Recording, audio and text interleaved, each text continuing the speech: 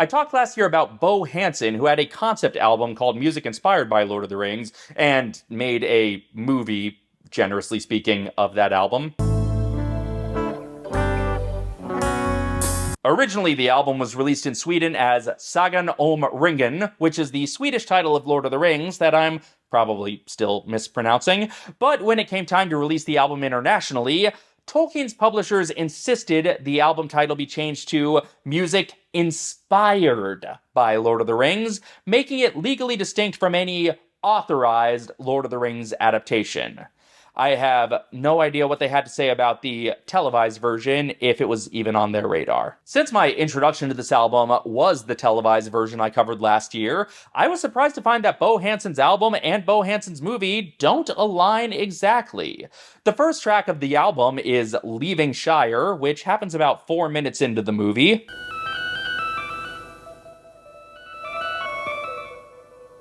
And then the album skips right to Tom Bombadil, despite the movie being one of the few adaptations to include Gildor's tribe along the way.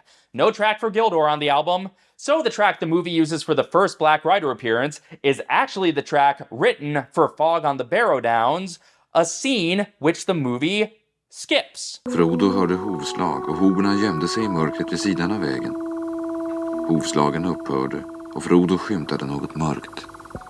The composer of this album directed this movie, and apparently changed his mind about what was worth including and which music was for which part. And the album goes further than the movie does. The movie ends as the Fellowship leaves Rivendell, but the album has tracks inspired by moments throughout the books, including Lothlorien, Pelennor Fields, The Scouring of the Shire, and The Grey Havens.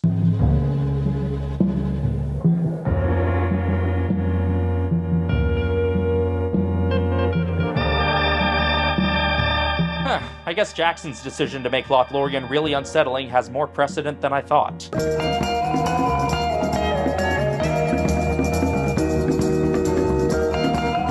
Okay, I dig Shadowfax's theme. It feels like it belongs in the horse riding level of a Sega Genesis game. We got a lot of crappy Tolkien video games, but we were robbed of an early 90s poorly adapted side-scroller.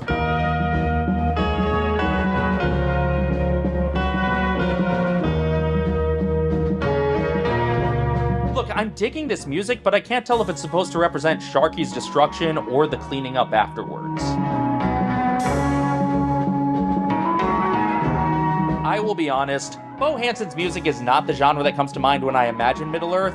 At its best, I think this album does capture some of the mood of the story, but for much of the runtime, the emotions I feel from the tracks don't necessarily match the emotions I feel from their corresponding chapters. But as a separate creative project, inspired by the text, I actually like this a lot. It's moody and atmospheric and emotional, and while I don't always hear Lord of the Rings in it, I definitely hear a fantastical realm beyond my understanding. And if the music a composer hears when reading the book doesn't match the music I hear in my head, that's good.